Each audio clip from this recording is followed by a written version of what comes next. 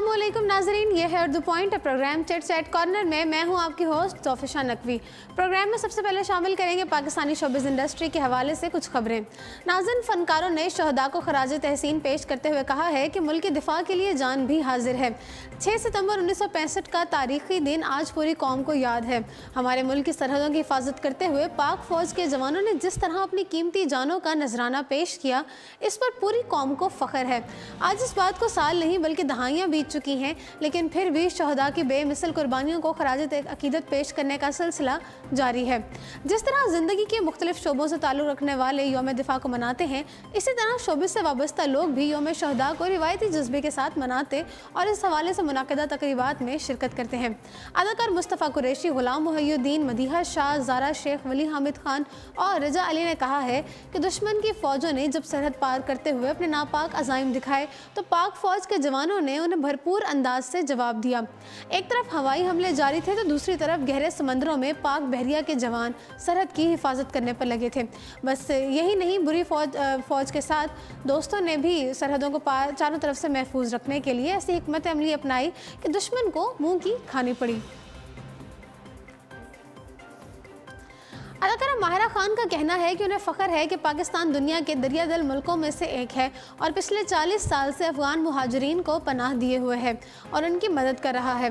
आलमी शोहरत याफ्ता पाकिस्तानी अदाकारा माहिरा खान ने अक़वाम मुत्तहिदा के ज़ैली इदारे बराए बहार महाजरीन UNHCR के साथ पाकिस्तान में कायम अफ़गान मुहाजिरीन के कैंप का दौरा किया और दौरे के दौरान उन्होंने बच्चों के साथ वक्त गुजारा और उनके साथ मिलकर दिल दिल पाकिस्तान भी गाया। माहिरा खान ने पाकिस्तानी होते पर फ़ख्र महसूस करते हुए कहा है कि मुझे ये कहते हुए बहुत फ़ख्र महसूस हो रहा है कि पाकिस्तान दुनिया के दरियादिल मुल्कों में से है एक है जो कि तकरीबन 40 साल से अफ़गान मुहाजिरों को पनाह दिए हुए है। इन मुहाजिरीन में ज़्यादातर तादाद बच्चों की है जो अपने वालिदैन के बगैर यहाँ रह रहे हैं। उनका कहना था कि ये बच्चे हमारा मुस्तकबिल हैं, हमें उनकी मदद करनी चाहिए क्योंकि कोई भी अपना घर छोड़ना नहीं चाहता। माहिरा खान ने कहा है कि इन बच्चों के लिए मुस्तकबिल के लिए जदोजहद करने का मतलब है कि ये बच्चे कारआमद अफराद बनकर निकलेंगे।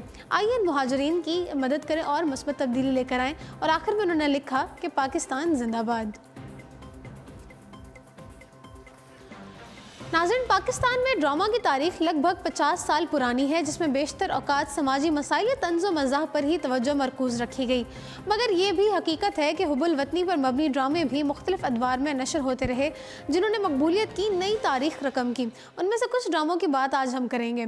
सबसे पहला ड्रामा जिसके बारे में हम बात करेंगे वो है सिपाही मकबूल हुसैन।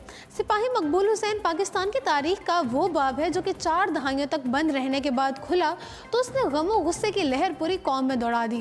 हसन नियाज़ी ने नौजवान मकबूल हुसैन का किरदार अदा किया, जबकि हैदर इमाम रिजवी ने इसकी हिदायत दी, जिसमें दिखाया गया कि इस सिपाही से इसकी शनाख्त मालूम करने के लिए कितना तशद्दुद किया गया। तशद्दुद के दौरान उसकी ज़बान और नाखून भी उखाड़ दिए गए, लेकिन उन्होंने एक लफ्ज़ भी अपने मुँह से नहीं निकाला। दूसरा ड्रामा जिसके बारे में हम बात करेंगे वो है अल्फ़ा ब्रावो और चार्ली।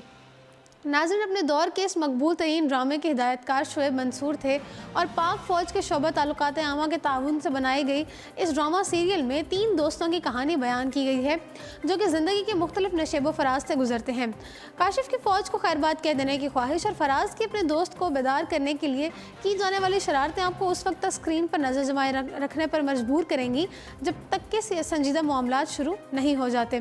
पाक फ़ौज के लिए दिल में मोहब्बत जगाने वाले सीरियल ने अपने दौर में हर तरह के रिकॉर्ड जोड़ दिए थे और अब भी उसे देखकर वही मज़ा आता है जो कि पहली दफ़ा देखने पर आता था। नाज़रीन, एक और ड्रामा जिसके बारे में हम बात करेंगे वो है धुआं। PTV की तारीख में अगर पहले एक्शन ड्रामे का एजाज़ किसी को हासिल है तो वो है धुआं, जो कि हुब्बुल वतनी का इजहार भी करता है। आशिर अजीम ने उसे तहरीर किया और उन्होंने ही पुलिस अफसर और एक खुफिया एजेंट का मरकज़ी किरदार भी अदा किया, जबकि नबील, नाज़िल नसर और नैयर एजाज के किरदारों को भी आज तक याद किया जाता है। इस ड्रामे का इल्मी अख्ताम भी इंतहाई पुरअसर साबित हुआ और आज भी उसे क्लासिक समझा जाता है। आइए अब ज़रा रुख करते हैं बॉलीवुड का। नामवर बॉलीवुड अदाकार वरुण धवन ने माहिरा खान की अफ़गान पनाह गज़ी बच्चों से मुतालिक पोस्ट और वीडियोस पर खूबसूरत तबसरा करते हुए कहा है कि वीडियो देखकर मेरे चेहरे पर मुस्कुराहट दौड़ गई है। बॉलीवुड अदाकार वरुण धवन ने वीडियो पर तबसरा करते हुए माहिरा खान के काम को सराहा और कहा है कि इस वीडियो को देखकर मेरे चेहरे पर मुस्कुराहट दौड़ गई और तुम्हारे लिए बहुत सारा प्यार और वीडियो शेयर करने का शुक्रिया। नामवर बॉलीवुड अदाकार शाहिद कपूर और उनकी अहलिया मीरा राजपूत के घर नन्हे मेहमान की आमद हुई है और दोनों दूसरे बच्चे के वालिदैन बन गए हैं। मीडिया रिपोर्ट्स के मुताबिक गुज़श्ता शाम मीरा राजपूत को मुंबई के हिंदुजा अस्पताल ले जाया गया, जहां उन्होंने बेटे को जन्म दिया। अदाकार शाहिद कपूर, ईशान खत्तर और उनकी वालदा नीलिमा अजीम भी उनके साथ थी।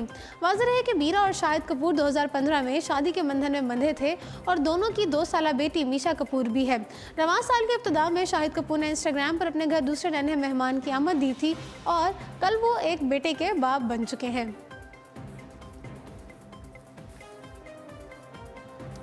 बॉलीवुड अदाकारा प्रियंका चोपड़ा को दमे का मर्ज लाहक है और अब वो लोगों को इस बीमारी से आगाही देने के लिए समाजी मुहिम का हिस्सा भी बन गई हैं। प्रियंका चोपड़ा का शुमार बॉलीवुड की सफ़े अव्वल के अदाकाराओं में होता है, जिन्होंने कई सुपरहिट फिल्मों में अदाकारी के जौहर दिखाए। अदाकारा ने हाल ही में अमेरिकी गुलकार निक जॉन्स से मंगनी की है और जल्द ही शादी के बंधन में बन जाएंगी, लेकिन कम ही लोग जानते हैं कि वो दमे जैसे खतरनाक मर्ज में मुब्तला हैं। उन्होंने कहा, वो लोग जो मुझे जानते हैं उन्हें इल्म है कि मुझे दमे का मर्ज है, जिसमें मैंने कभी किसी से नहीं छुपाया। उनका कहना था कि परफॉर्म करने और धूल मिट्टी के करीब होने पर मुझे इनहेलर की ज़रूरत होती है और यही वजह है कि बीमारी के हवाले से करीबी दोस्त सभी जानते हैं। मज़ीद उन्होंने कहा कि दमे की बीमारी का इलाज मुमकिन है, लेकिन इस हवाले से कई तरह की गलत बातें फैलाई गई हैं।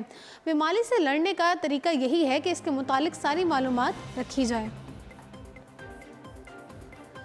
नाज़रीन, बॉलीवुड के अजीम अदाकार यूसुफ खान अलमारूफ दिलीप कुमार को तबीयत नासाज होने की वजह से अस्पताल में दाखिल करा दिया गया है। यूसुफ खान को सीने में इन्फेक्शन के बायस सांस लेने में तकलीफ हो रही थी, जिस पर उन्हें मुंबई के मुकामी अस्पताल में दाखिल कर लिया गया है। दिलीप कुमार की बीमारी की खबर उनके ऑफिशियल ट्विटर अकाउंट से दी गई और उनके लिए दुआओं की अपील की गई। लेजेंडरी अदाकार के तमाम मामला देखने वाले फैसल फारूक का अपनी ट्वीट में कहना था कि उम्र दराजी के बायस सांस लेने में दिक्कत की वजह से दिलीप साहब को अस्पताल में दाखिल करा दिया गया है, जहाँ उनकी हालत अब बेहतर है। उन्होंने बताया कि दिलीप साहब को मामूल के मुताबिक चेकअप के लिए अस्पताल ले जाया गया था, जबकि उन्होंने अजीम अदाकार के लिए दुआओं और नेक तमन्नाओं का इजहार करने पर सबका शुक्रिया भी अदा किया है। नाज़रीन, याद रहे कि यूसुफ खान अलमारूफ दिलीप कुमार की उम्र 95 बरस है और वो 20 साल से फिल्मी दुनिया से दूर हैं। उनकी आखिरी फिल्म 1958 में कला रिलीज़ की गई थी। अब जरा रुख करते हैं बैनुल-अक़वामी खबरों की तरफ। बरतानिया की पहली हिजाब पोश तालिबा सारा इफ्तिखार मिस इंग्लैंड के मुकाबला हुस्न के फाइनल में हार गई। वो मिस हैज़रफील्ड रह चुकी हैं। मिस इंग्लैंड के मुकाबला हुस्न के फाइनल तक पहुंचने वाली पहली हिजाब पोश मुस्लिम व सारा कानून की तालिबा हैं। उन्होंने नॉटिंघमशायर में होने वाले मुकाबले में 49 खवातीन को पीछे छोड़ा, लेकिन फाइनल में वो अलीशा कोवी से मात खा गई। नाज़रीन, 20 वर्ष की सारा ने मिस इंग्लैंड के फाइनल तक पहुँचने को हैरत अंगेज़ सफ़र करार दिया। वो कहती हैं कि इस मुकाबले में हिजाब पहनने वाली पहली औरत है और वो आम सी औरत ही हैं। तो जी नाज़रीन, इसी के साथ प्रोग्राम चिट चैट कॉर्नर पहुंचता है अपने इख्तिताम को। मुझे दीजिए इजाज़त और देखते रहिए उर्दू पॉइंट।